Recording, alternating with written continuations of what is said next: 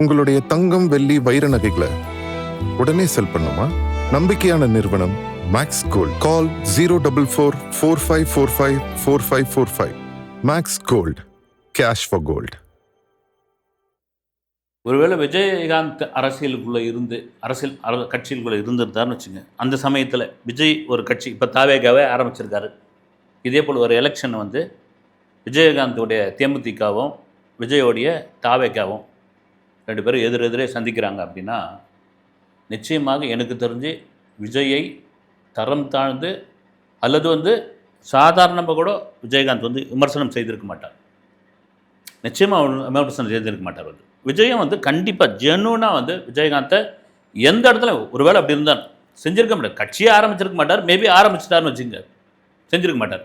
நான் சொல்கிறதுக்கான காரணம் என்னென்னா, இந்த சமீபத்தில் நடந்த ரோட் ஷோ, இந்தியா கூட்டணியுடைய ரோட் ஷோ, உலகநாயகன் கமலஹாசன், முதல்வர் ஸ்டாலின், தேமுதிகவினுடைய பிரேமலதா அவர்கள் எல்லோரும் அந்த மேடையில் இருந்தாங்க. அதில் பிரேமலதா அவர்கள் பேசுகிறாங்க, வந்து தம்பி நீங்கள் ஒன்றா சினிமாவில் ஒன்றா ஹீரோவாக இருக்கலாம், ஆனால் அரசியலில் நீங்கள் ஒரு லாலிபாப் பேபி, லாலிபாப் தெரியும் இல்லையா, அந்த மிட்டாய் குச்சியில் சொருகி வச்சுருக்க பாருங்க, அதை வந்து குழந்தைங்களுக்கு கொடுத்தா இன்றைக்கி பூரா சப்பிங் அடங்கணும். இந்த மாதிரி சொல்கிறாங்க, சினிமாவில் ஒன்றா நீங்கள் பெரிய ஹீரோவாக இருக்கலாம், ஆனால் அரசியலில் நீங்கள் ஒரு லாலிபாப் பேபி. எப்படியாப்பட்ட ஒரு வார்த்தை பாருங்கள். வந்து என்ன வந்து விஜய் என்ன பண்ணிட்டார் உங்களை? வந்து விஜய் என்ன எதிர்ப்பு அரசியல் பேசிட்டாரா? அல்லது வந்து பிரேமலதா அவர்கள் வந்து போய் இருக்கிற கூட்டணிலாம் தாண்டி நீங்கள் பெரிய சீட்டு வாங்கிட்டீங்கன்னு சொல்லிட்டாரா?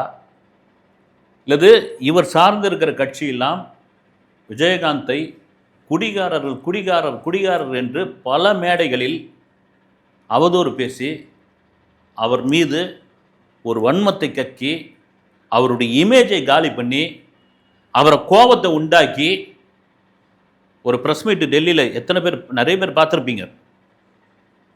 ஒரு ஊடக நண்பரை போய் நாக்கை கடிச்சிக்கிட்டு சண்டைக்கு போவார் விஜயகாந்த்.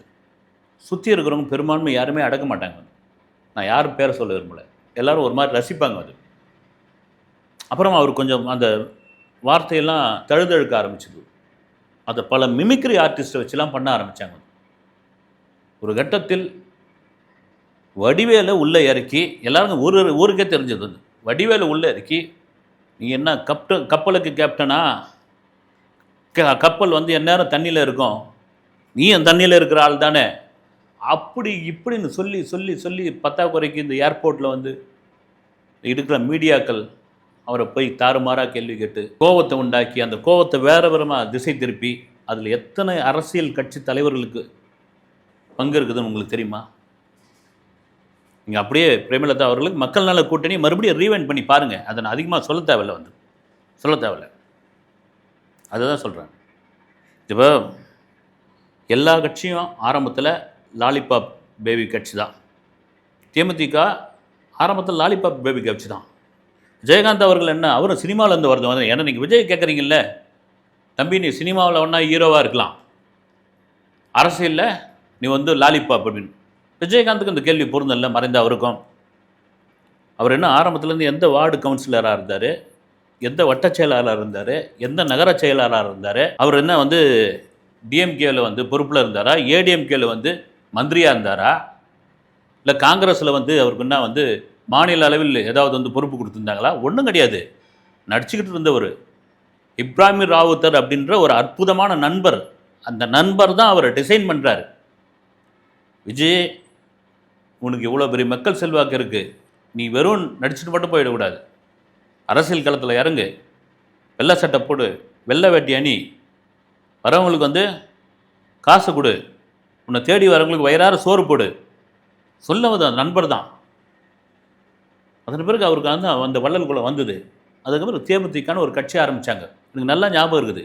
ராஜ்யம்னு ஒரு படத்தினுடைய ஷூட்டிங் ஸ்பாட்டு ஏவிஎம்மில் எடுக்கிறாங்க. வந்து ஒரு சாங்கு ப்ரெஸ் மீட் ஒன்று வச்சாங்க.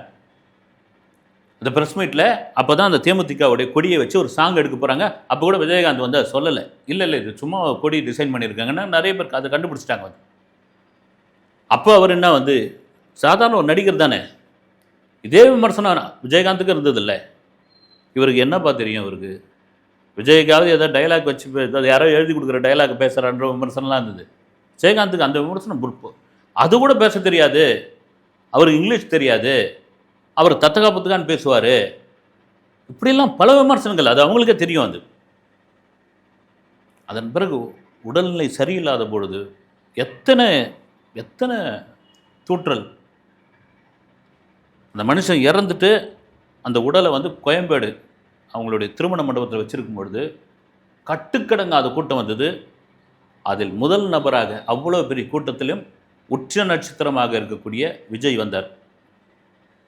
ஏன்னா விஜய்லாம் வரமாட்டார், விஜய்லாம் ஒரு நன்றி கெட்டவர், கேப்டன் தான் அவ்வளோ வளர்த்து விட்டார், செந்தூர பாண்டியன் ஒரு படம் இல்லைன்னா இன்றைக்கி விஜயே கிடையாது, விஜய்க்கு வந்து ஒரு ரியல் அண்ணனாக இருந்தவர் அவர் தான்.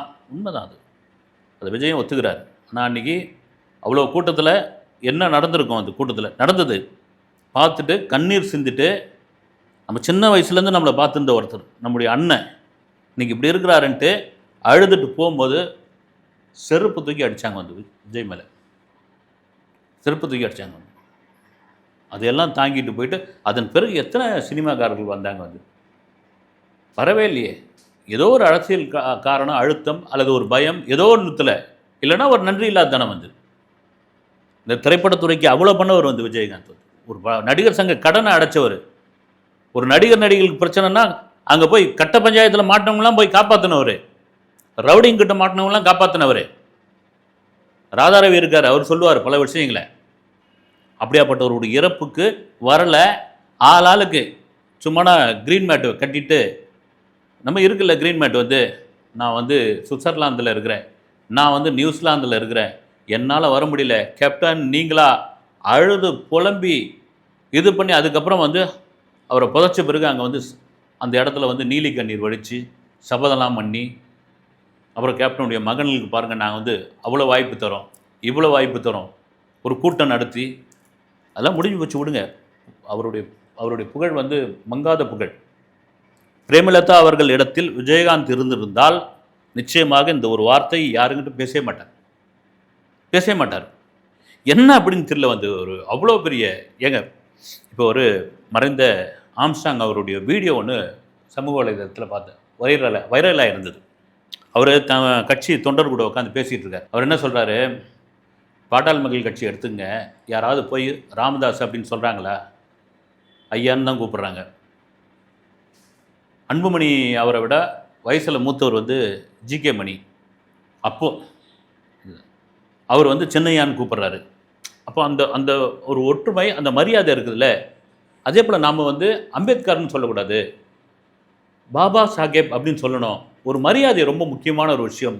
நம்ம அவரை வந்து பேர் சொல்லி கூப்பிட்றோம், ஒரு யூனிவர்சல் பேராக அதை மாற்றணும், அது மரியாதையை கொடுக்கணும். நம்ம கட்சிக்குள்ளேயே ஒரு மரியாதை இருக்கணும். ஒருத்தர் பார்க்கும்போது பேர் சொல்லி கூப்பிடுறது, ஒருமையில் சொல்லி இது பண்ணுறது. அந்த வீடியோ அவ்வளோ சூப்பராக இருந்தது. வந்து கடந்த சில தினங்களுக்கு முன்னாடி வந்து உங்களுடைய கூட்டணியில் இருக்கக்கூடிய திருமாவளவன் அவர்கள் உங்களை வச்சுக்கிட்டு தான் ஒவ்வொரு வேட்பாளராக அறிமுகப்படுத்துகிறார். வந்து அவர் ஒரு முக்கியமான தலைவர், வந்து நல்ல ஸ்காலர், உண்மையாகவே வந்து அறிமுகப்படுத்துகிறாரு. ஒவ்வொருத்தரும் எழுந்து நிற்கிறாங்க. நீங்கள் எழுந்து நின்றீங்களா? அது உங்கள் கட்சிக்குள்ளே ரைட்டு இதெல்லாம் இருக்கலாம். ஒரு தலைவர், முக்கியமான தலைவர், அவ்வளோ பெரிய ஓட் பேங்க் இருக்குது அவருக்கு. சொல்லும்போது நீங்கள் எழுந்து நின்றீங்களா? அதன் பிறகு வந்து அது பெரிய வைரலாமாய் விமர்சனமாக மாறின பிறகு நான் வந்து திருமாவளவன்கிட்ட நான் பேசிட்டேன், தொலைபேசியில் பேசிட்டேன், நான் விளக்கம் கொடுத்துட்டேன், அது எங்களுக்குள்ளே இருக்கிற பிரச்சனை, அது நீங்கள் யாரும் வந்து புதுவெளியில் விவாதம் பண்ணாதீங்க அப்படின்ட்டாங்க.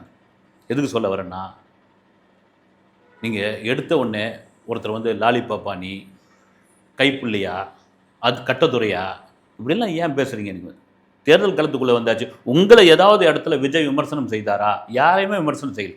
முதல்வர் கூட அவர் வந்து ஸ்டாலின் சார்னு கூப்பிட்றாரு. மற்ற மந்திரிகள் சம்மந்தப்பட்ட பேரை கூட சொல்ல மாட்டேன்றாரு அவர். அதை கூட சில பேர் கிண்டல் பண்ணிக்கிட்டு இருந்தாங்க, பயத்தில் சொல்ல மாட்டேன்றாரு. இப்போ ஒரு தொகுதியில் நின்று பேசுகிறாரு, இங்கே யார் தெரியுமா மந்திரியாக இருக்காங்க, அவர் என்ன பண்ணியிருக்கார் தெரியுமா, அதெல்லாம் நான் சொல்ல வேண்டியதில்லை, உங்களுக்கே தெரியும் அப்படின்ட்டு அதை வந்து ஒரு சாஃப்டான ஒரு அரசியல் பண்ணுறாரு, ஒரு நாகரிகமான அரசியல் பண்ணுறாரு. அப்படி இருக்கும்பொழுது உங்களுடைய கோபத்தை, உங்களுடைய வன்மத்தை, சாலை கிராமத்தில் நம்ம பக்கத்து வீட்டில் இருந்த பையன் தானே, ஒரு சின்ன பையனாக பார்த்தோம், வெற்றின்னு ஒரு படத்தில் நம்ம கணவர் கூட ஒரு தம்மா துண்டு பையனாக நடிச்சிருந்தார்.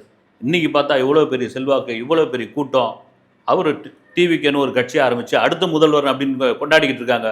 அந்த கோபத்துடைய வெளிப்பாடு தான் இந்த லாலிபப் பேபி அப்படின்ற ஒரு வார்த்தை வந்திருக்கிறது. யாரையும் தரைக்குறைவாகவோ தாழ்வாகவோ அரசியலிலும் சினிமாவிலும் எடை போட்டு விடக்கூடாது.